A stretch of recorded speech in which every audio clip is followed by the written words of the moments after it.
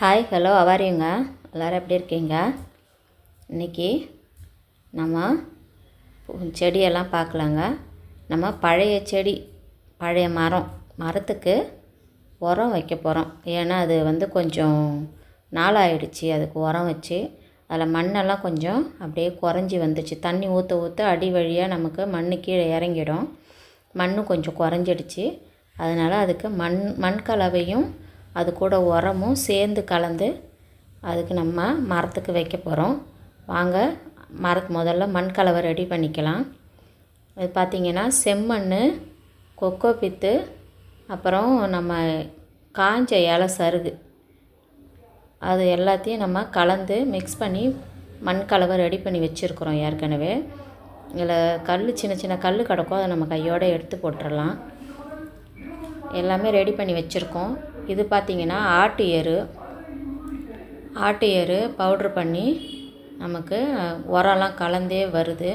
அதுதான் அது வச்சுருக்குறோம். இது பார்த்திங்கன்னா 8 வகை புண்ணாக்கு, அப்புறம் போன் மீலும் முட்டை ஓடு தூள் அது வச்சுருக்குறோம். இது கொக்கோ பித்து கொஞ்சம் கம்மியாக இருக்குது இந்த மண்ணில், அதனால் கொஞ்சம் கொக்கோ பித்து ஆட் பண்ணி கலக்க போகிறோம். எல்லாமே ரெடியாக எடுத்து வச்சாச்சு. இப்போ இது ஒன்று மேலே ஒன்று ஆட் பண்ணி மிக்ஸ் பண்ண போகிறோம். அப்போ தான் ஒன்று மேலே ஒன்று போட்டு அதை மிக்ஸ் பண்ணும்போது நமக்கு கலவை நல்லா கலந்து வரும். எல்லாமே கலந்து சரிவாக கிடைக்கும். அது மேலே கொக்கோ பித்தை கொட்டியாச்சு. நான் குறிப்பிட்ட அளவு கொஞ்சோண்டு அந்த செடிக்கு மட்டும்தான் மண் எடுத்திருக்கேன். நிறையா மண்ணில் கலக்கல. அதுக்கு மட்டும் தேவையான அளவு மண்ணும் கொக்கோ பித்தும் கலந்துட்டு ஆட்டு எரை போட்டுட்டேன். 8 வகை புண்ணாக்கையும் போட்டுட்டேன். இப்போ ஒரு கைப்பிடி போன் மீலும் ஒரு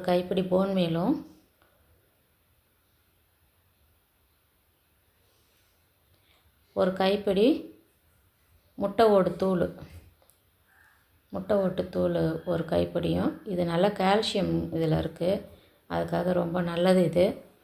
அதையும் போட்டு நல்லா எல்லாத்தையும் ஒன்றோட ஒன்று கலக்கிற மாதிரி நல்லா மிக்ஸ் பண்ணிக்கணும்.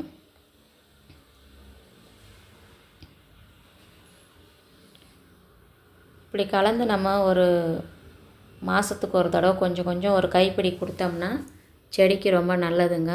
15 நாளைக்கு ஒரு தடவை நம்ம லிக்விட் ஃபெர்டிலைசர் ஏதாவது கொடுக்கலாம்.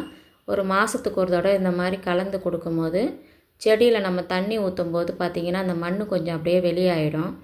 அந்த மண்ணுக்கும் பேலன்ஸ் பண்ண மாதிரி இருக்கும். நம்ம உரமும் கொடுத்த மாதிரி இருக்கும். பாருங்கள், எல்லாமே ரெடி பண்ணி கொண்டு வந்துட்டேன். எப்படி இருக்குது பாருங்கள், பொலன்னு. இப்போ இதை எடுத்து நம்ம எந்த மரத்துக்கு கொடுக்க போகிறோம்னு பார்க்கலாம் வாங்க. நம்ம வீட்டில் ஒரு அவக்காடோ மரம் இருக்குதுங்க. அது கிட்டத்தட்ட ஒரு சீட்லிங் பிளான்ட்டு தான் நான் வாங்கியிருந்தேன். நான் ஒரு 5-6 வருஷத்துக்கு முன்னாடி சீட்லிங் பிளான்ட்டு வாங்கியிருந்தேன். அமேசானில் தான் நான் வாங்கினேன். அப்போது அது நான் நிறைய பழைய வீடியோவில் கூட காட்டியிருப்பேன். இப்போ கிட்டத்தட்ட பார்த்திங்கன்னா ஒரு 6-7 அடிக்கிட்ட வளர்ந்து நிற்கிது. நல்லா கொடை மாதிரி பிரிஞ்சு வளர்ந்துருக்குதுங்க. ஆனால் இன்னும் இதில் பூ எனக்கு வைக்கலை. சீட்லிங் பிளான்ட்டுன்றதால பூ எனக்கு இன்னும் சரியாக எடுக்கலை. இதுக்கு வேறு என்ன பண்ணணுன்றது தெரியல எனக்கு. நானும் நிறைய உரம் கொடுத்துக்கிட்டு தான் இருக்கேன். ஆனால் நல்லா செழிப்பாக வளருது. பூ ஆனால் இன்னும் எடுக்கலை. ஒருவேளை சீட்லிங் பிளான்ட்லாம் லேட்டாக தான் பூ எடுக்குமா என்னன்னு தெரியல. உங்களுக்கு யாருக்காச்சும் இது மாதிரி அனுபவம் இருந்துச்சுன்னா கமெண்ட்ஸில் சொல்லுங்கள். நல்லா கொடை மாதிரி நல்லா விரிஞ்சு வளர்ந்துருக்குது பாருங்கள், எவ்வளோ அழகாக இருக்குது பாருங்கள். இந்த ட்ரம்மில் தாங்க வச்சு விட்ருந்தேன். இதை ரீபாட் பண்ணும்போது நான் இப்போ தான் சமீபத்தில் தான் ஒரு 8 மாதத்துக்கு முன்னாடி ரீபாட் பண்ண பிறகு இது நல்லா வளர்த்தி நல்லா இருக்குது. இப்போ இதில் தண்ணி ஊற்ற பார்த்திங்கன்னா இதில் மண் குறைஞ்சி போச்சு. இப்போ இந்த நம்ம மண்கலவை கொடுக்கறதுக்கு முன்னாடி இந்த பாட்டில் இருக்கிற மண்கலவையை முதல்ல கிளறி விட்டுக்கணும். நல்லா கட்டி பிடிச்சி போய் மேலெல்லாம் இருக்கும். அதையெல்லாம் நல்லா பொலன்னு ஆக்கி விட்டோம்னா நம்ம மேலே கொடுக்குற உரமண் அந்த ரூட்டுக்கு நல்லா சீக்கிரம் போய் கிடைக்கும். மேல் மண் எப்பவும் கொஞ்சம் பொலன்னு இருக்கணுங்க. அப்படி இருந்தாக்கா அந்த சின்ன சின்ன பேர் ரூட் வருது பாருங்கள், அதெல்லாம் நல்லா பிடிச்சி வளரும்.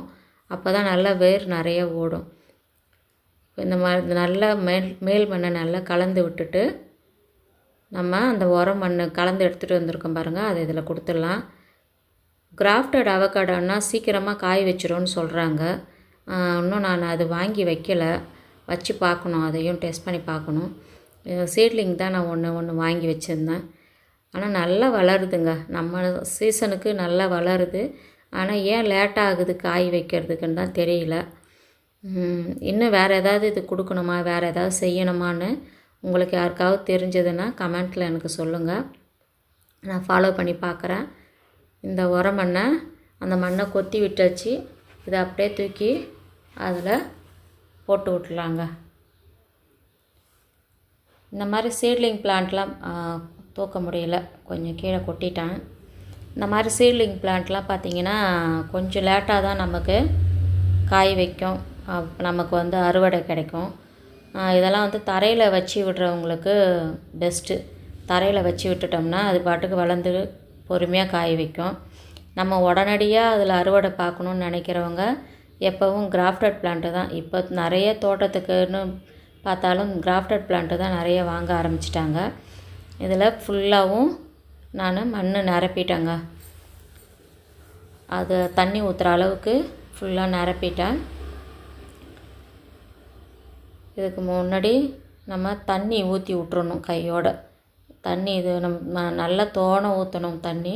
இங்கே பாருங்கள், இதில் ஒரு இலையில கம்பளி பூச்சி இருக்குது பாருங்கள், இது அப்படியே இந்த இலையை ஃபுல்லாக சாப்பிட்றோம். இது பக்கத்தில் ஒரு முருங்கை மரம் இருக்குது, அந்த முருங்கை மரத்துலேருந்து இலை இதில் வந்துடுச்சு, இந்த கம்பளி பூச்சி இதில் வந்திருக்கு பாருங்கள், எவ்வளோ நீட் இருக்குது பாருங்கள்.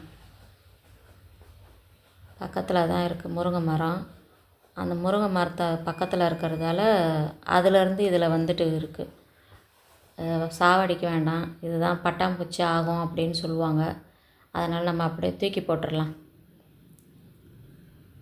இது நல்லா கொடை மாதிரி விரிஞ்சு இருக்குதுங்க. இதில் சீக்கிரமாக காய் காய்ச்சிச்சின்னா நான் எனக்கு ரொம்ப ஹாப்பியாக இருப்பேன். எப்போ காய்க்கும்னு தான் தெரியல. நானும் இதுக்கிட்ட வந்து பேசி பார்க்குறேன், எப்போம்மா காய்ப்பான்னு. காய்க்கவே மாட்டேங்குது. சீக்கிரம் காய்ச்சிடும்னு நினைக்கிறேன், இந்த சீசனுக்கு காய்ச்சிடுமா. நல்லா தலை இருக்காங்க, ஆனால் காய்க்க மாட்டுறா. எப்போ பூ விடுவாளோ தெரியல. பூ விட்டானா நான் கண்டிப்பாக எல்லாருக்கும் ஷேர் பண்ணுறேன். முதல்ல இவளுக்கு தண்ணி ஊற்றிடணும், தண்ணி ஊற்றி விட்டுடணும். ஏன்னா உரம் நம்ம கொடுத்துருக்குறோம், உரம் கொடுத்ததும் தண்ணி கொடுத்துடணும். முதல்ல தண்ணி கொடுத்தா தான் அந்த உரம் வந்து செடி காயாமல் இருக்கும், இல்லைன்னா ரூட்டில் போய் பட்டு செடி காஞ்சிடும்.